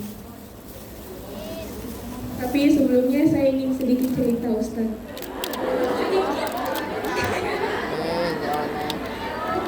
Ya, jadi belum lama ini saya dekat dengan seorang laki-laki, Ustaz.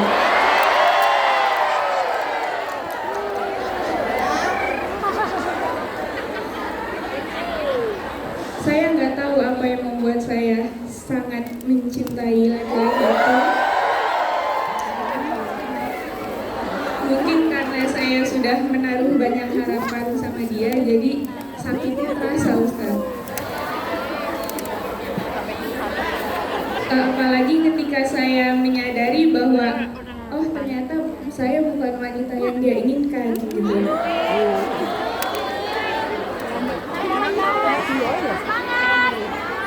Dan ketika saya patah hati, saya melewati hari-hari saya itu sangat overthinking terus anxiety terus, Ustadz. Saya merasa bahwa hidup saya itu nggak tenang. Dan ketika saya merasa tidak tenang itu, saya selalu berusaha untuk beristighfar, Ustadz. Ternyata intensitas beristighfar itu akhirnya mendorong saya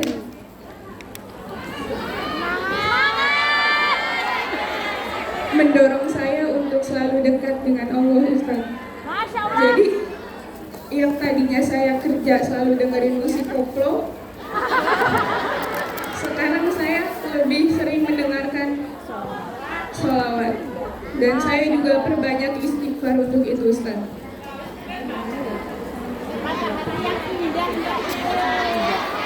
Mata hati yang indah. Ini yang paling penting, Ustaz. Dari situ saya seperti sadar bahwa oh mungkin ini adalah teguran Allah pada saya karena saya terlalu mencintai makhluknya gitu. Dan akhirnya dari situ saya menekadkan diri saya bahwa Bismillahirrahmanirrahim, ya Allah, saya niatkan saya ingin lebih dekat dengan Engkau. Tanya banget.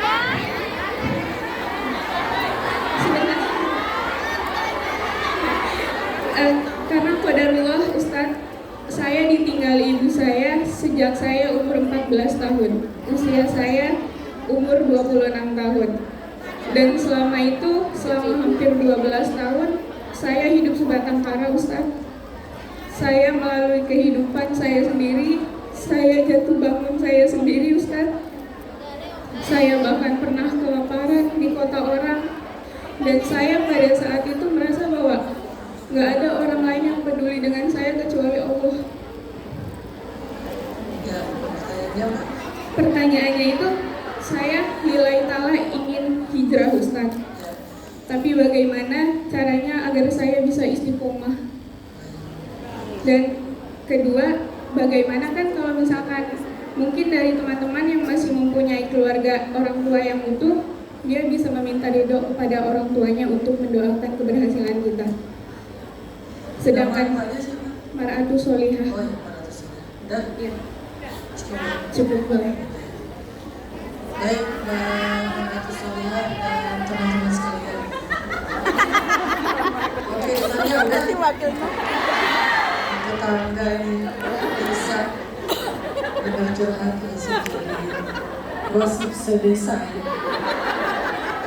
Oke, apa pelajaran yang kita dapat dari Mbak Manatu Solihah?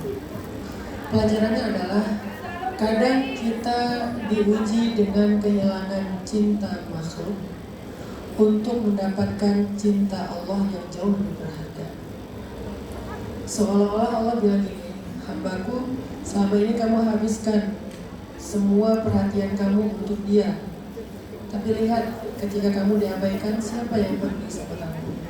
Aku kan? Dan alhamdulillah, dengan ujian Mbak Manatu Solihah, Mbak Manatu Solihah dikasih taufik oleh Allah untuk justru kehilangan sebuah cinta, tapi mendapatkan cinta yang lebih besar. Harusnya itu bersyukur, itu bukan musibah. Kehilangan satu cinta yang kecil, tapi mendapatkan cinta yang besar. Nanti di dalam cinta yang besar ini Allah sediakan cinta-cinta yang berlimpah. Jadi Mbak Mar'ah bukan seorang yang sedang diuji, tapi seseorang yang sedang diberikan anugerah melalui ujian. Mata hati yang indah. Nggak ada sih. Tetap sedih, mata hati. Tapi minimal fa'inna ma'al usri. Usrinya Mbak Mar'ah itu adalah ternyata bukan dia pilihan laki-laki tersebut, diabaikan. Tapi yusronya luar biasa. Mbak Mar'ah malah jadi semakin kuat, semakin berazam untuk memperbaiki diri dan hijrah menuju Allah. Artinya Mbak Mar'ah mungkin belum mendapatkan cinta seseorang di antara makhluk, tapi Mbak Mar'ah insya Allah mendapatkan cinta Allah. Dan di dalam cinta Allah itu nanti Allah akan sediakan cinta-cinta makhluk yang indah. Pertanyaan Mbak Mar'ah tadi,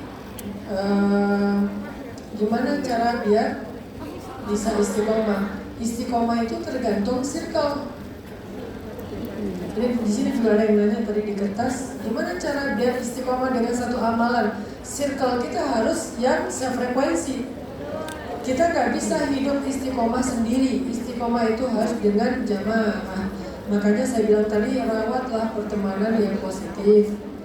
Jagalah dan bangunlah pertemanan yang solihah. Insya Allah itu akan mendukung istiqomah kita. Terus bagaimana cara kita dapat doa dari orang tua? Telepon bisa, WA bisa. Gampang kan ya sekarang ya? Gak harus pulang. Kalian sering-sering komunikasi, minta doa dari orang tua. Karena doa orang tua itu, terutama doa ayah, itu ajaib. Allah. Nah, sebelum saya kasih kesempatan orang kedua, saya baca dulu beberapa pertanyaan di sini ya. Ustaz, apa jalan keluar untuk pernikahan yang sudah sering mengucapkan talak lebih dari 3 kali? Kemudian dia juga selain mentalak lebih dari 3 kali berselingkuh. Kemudian dia juga KDRT. Yang diharapkan. Jawaban saya satu aja, dia bukan jodoh kamu, dia adalah ujian dalam hidup. Jadi hadapilah dia seperti seseorang yang menghadapi ujian. Dia bukan jodoh. Nanti insya Allah setelah ujian ini kamu akan mendapatkan jodoh yang lebih baik. Pernikahannya udah batal, jadi mending dia belajar fokus untuk merelakan, melepaskan, melupakan, bertahap insya Allah bisa. Ustaz, apa boleh mengajak laki-laki menikah lebih dulu? belum respon. Saya masih pantau dia di sosmed. Gimana ya caranya? Boleh nggak ngajak laki-laki nikah lebih dulu? Apa dalilnya? Sayyidah Khadijah dulu yang duluan punya inisiatif untuk ngajak Nabi Muhammad menikah. Walaupun secara formal keluarga Nabi yang melamar Khadijah secara formal, tapi inisiatifnya dari Sayyidah Khadijah. Jadi boleh banget kalau perempuan punya inisiatif lebih dulu dengan cara tetap menjaga kehormatan. Jangan sampai kalian ngajak nikah tapi dengan cara caper-caperan, dengan cara terlalu memberikan kepercayaan.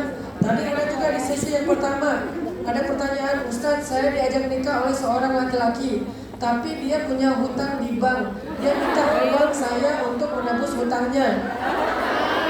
Kalian boleh berharap, tapi jangan jadi cegil. Apa cegil? Cewek gila. Ustaz, saya single mom dan alhamdulillah diamanahi seorang anak yang spesial. Saya percaya apapun yang diberikan Allah itu yang terbaik. Tapi terkadang dalam pikiran muncul rasa tentang bagaimana keadaan anak saya di masa depan. Bagaimana cara menghilangkan kecemasan itu, Ustaz? Tadi saya sudah jawab di materi. Caranya adalah titipkan dia kepada Allah. Semua bisa berubah. Saya kenal beberapa orang yang di masa kecilnya ini anak kayaknya spesial deh. Dalam arti dia punya kelainan gitu ya. Tapi ternyata di masa depan justru dialah yang paling berprestasi dalam keluarganya. Ada yang kayak gitu. Jadi berbaik sangkalah kepada Allah, titipkan anak ini kepada Allah. Kita hanya merawat dan menafkahi dia semampu kita. Masa depan dia bukan di tangan manusia, bukan di tangan sekolah, tapi di tangan Allah. Ustadz, sekarang ini banyak yang bilang selain donatur dilarang mengatur. Ya benar. Menurut Ustadz kalimat ini gimana? Ya nggak gimana-gimana. Ini kalimat muncul dari orang-orang kapitalis ini. Orang-orang yang terlalu materialistis. Sejak kapan yang boleh mengatur hanya yang memiliki duit? Kalau gitu nanti yang akan berkuasa di kita itu hanya orang yang mampu membayar. Emang gitu? Enggak dong. Nggak usah dijawab ya. Ustaz, rumah dan mobil yang di mana itu ada campur tangan hasil kerja saya selama di Hongkong, apa mungkin saya perjuangkan untuk menjadi hak anak saya, Ustaz? Ya mungkin loh. Kan itu harta suami, harta istri. Harta istri ya harta istri. Bukan saya yang menyelesaikan. Perempuan tidak punya kewajiban menafkahi, sehingga kalau dia punya harta, kalau dia punya harta, maka itu akan menjadi hak dia sampai mereka sepakat untuk membelanjakannya bersama-sama. Kalau enggak, maka itu hak istri. Ada yang mau masuk Islam, Ustaz? Iya. Silakan maju ke depan. Tadi yang mau masuk Islam mana? Pergi. Iya tuh. Yang mau Muslim tadi masih apa?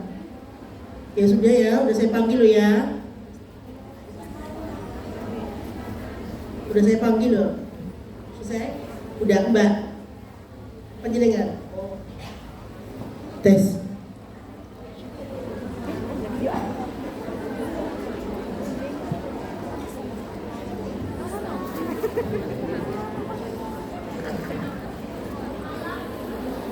Dengan Mbak siapa? Pakai Mbak Titin, dari mana sini? Cirebon. Sebelumnya Muslim kan? Sebelumnya Muslim, tapi beberapa tahun yang lalu saya sempat logam. Sempat murtad. Sekarang pengen kembali pada Islam. Udah keluarga? Masih single? Udah pernah syarat lagi? Belum. Sholat terakhir kapan? Kemarin sholat. Kemarin asar itu terakhir sholat. Soalnya hari ini kan saya lagi halangan, jadi saya nggak asar. Apa yang kalau boleh jadi pelajaran buat kita semua, apa yang membuat Mbak Titin kembali memutuskan untuk kembali Islam? Mungkin karena dorongan dari orang tua, terus karena kan sebelumnya alasan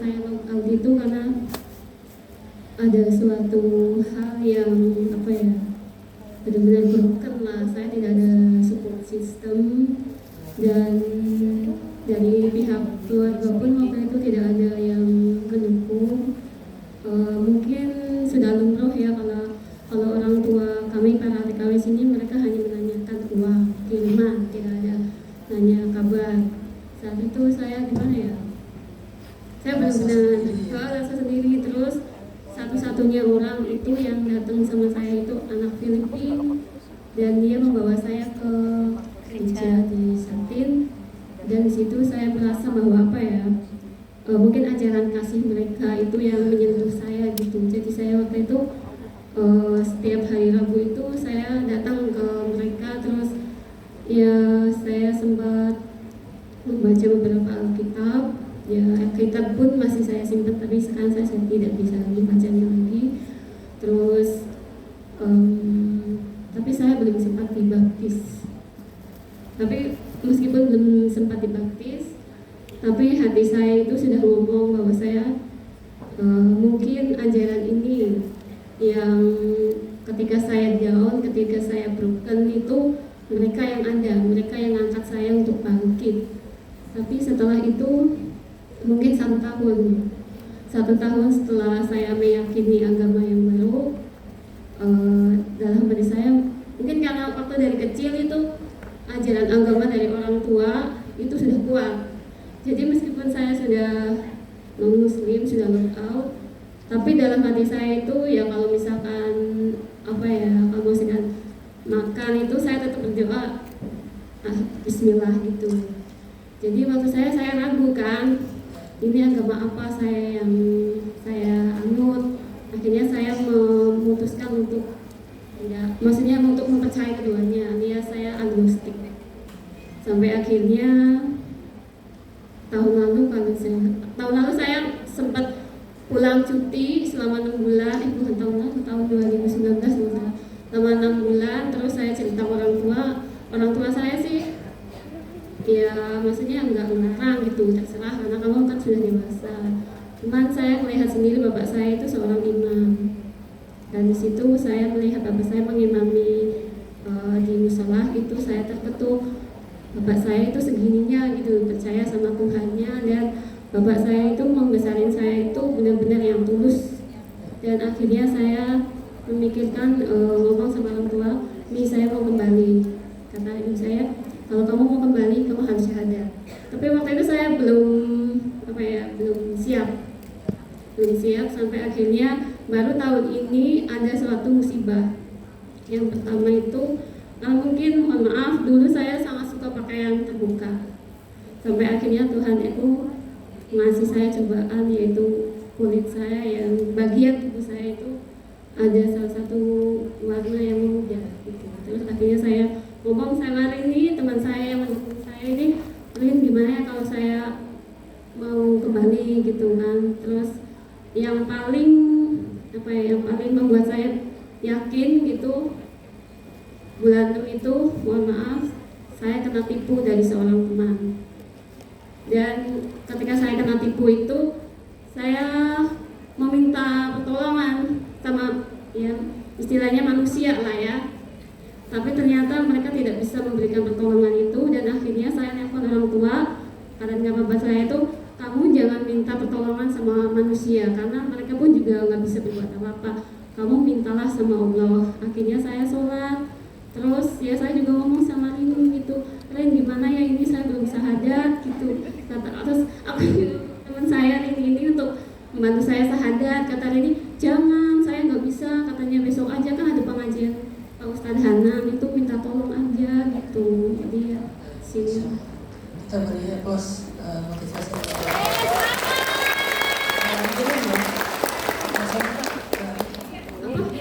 Titin.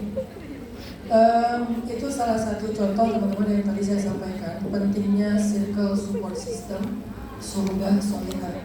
Tadi Mbak Titin karena ada temannya Mbak Rini dengan konsen saya olah batin. Mbak Titin sama Mbak Rini ya. Jadi hari ini kita ingin menjadi saksi untuk saudari kita Mbak Titin untuk kembali kepada Islam. Semoga persaksian kita menguatkan beliau, doa-doa kita menjadikan beliau lebih istiqomah. Amin. Kita pasti udah hafal kan kalimatnya ya, tinggal diikuti aja. Asyhadu an la ilaha illallah wa asyhadu anna Muhammadan abduhu wa rasuluh. Asyhadu an la ilaha illallah wa asyhadu anna Muhammadar rasulullah. Allahumma taqabbal insyaallah. Hari ini adalah hari Mbak Titin kembali dilahirkan seperti anak bayi lagi. Semoga Mbak Titin bisa fokus kepada yang baru dan berdamai dengan masa lalu, dan mulai sekarang semoga Mbak Titin tidak lagi berputus asa terhadap rahmat Allah. Selamat ya Mbak.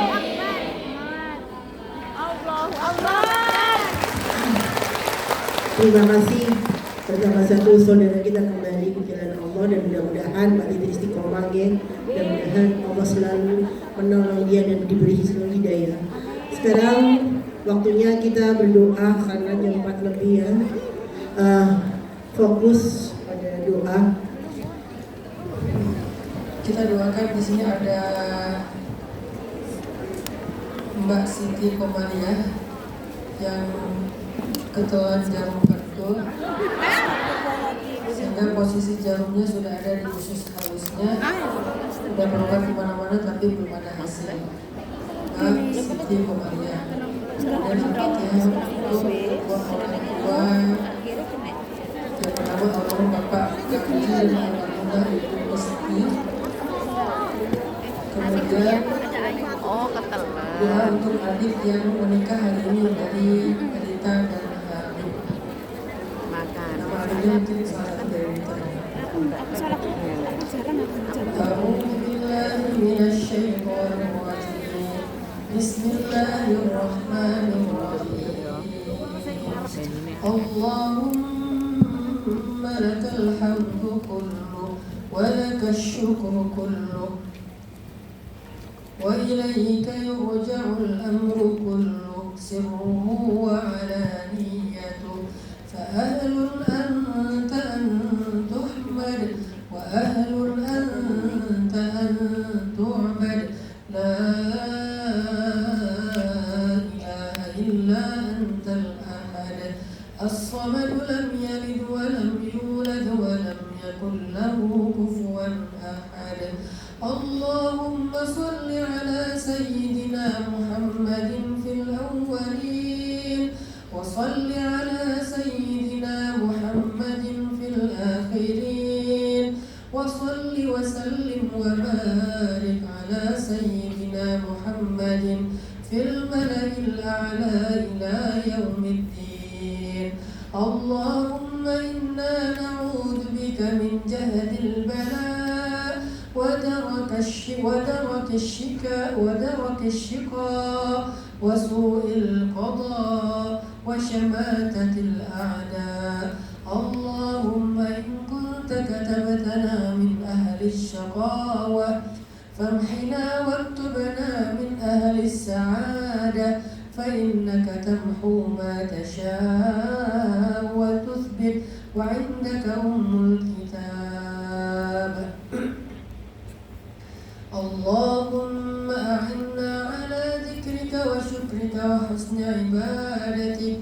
اللهم أعطنا ولا تحرمنا وأكرمنا ولا تهنا وآثرنا ولا تؤثر علينا وارضنا وارض عنا. اللهم إنا نسألك رضاك والجنة ونعوذ بك من سخطك والنار. يا حي يا قيوم يا حي يا قيوم يا حي يا قيوم يا رب العالمين. Wahai Allah,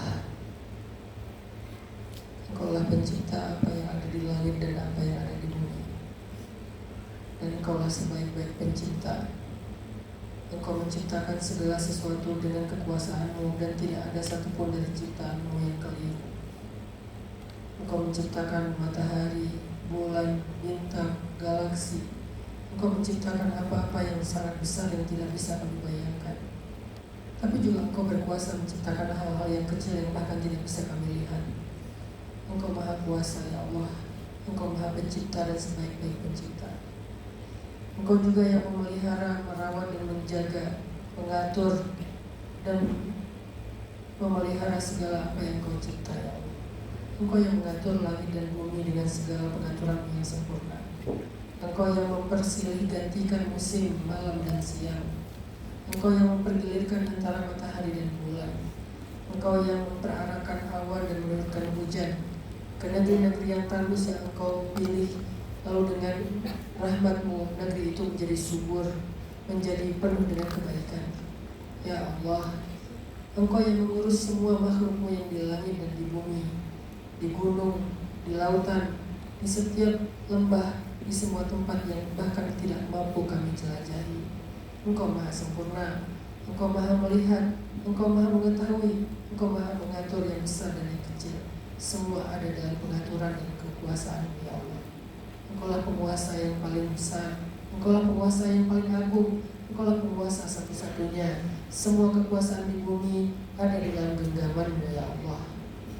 Ya Rabbana, kepada Engkaulah kami berserah, kepada Engkaulah kami berpasrah, kepada Engkaulah kami serahkan diri kami dan hidup kami.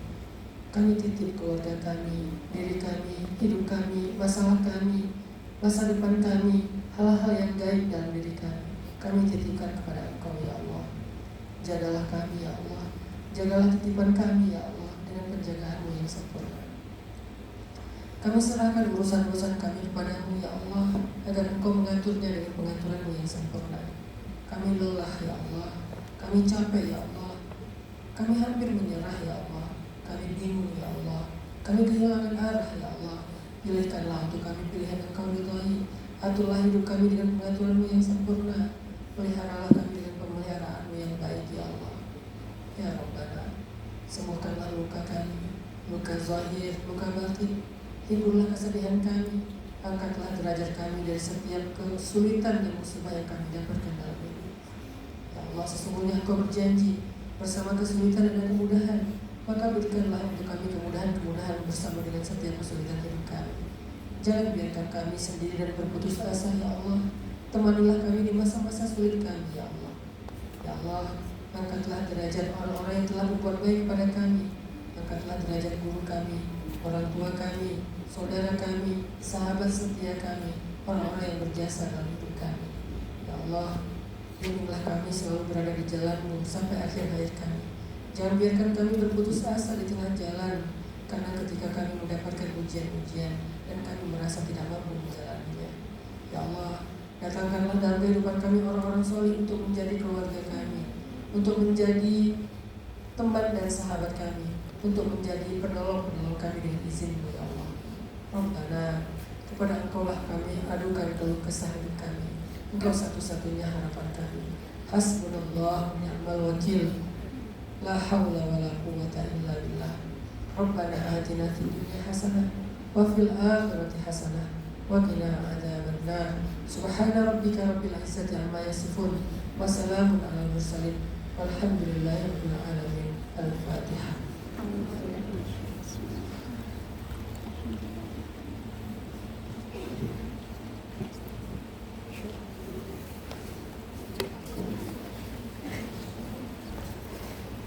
Alhamdulillah atas kajian Ustadz Hanan tadi dan doa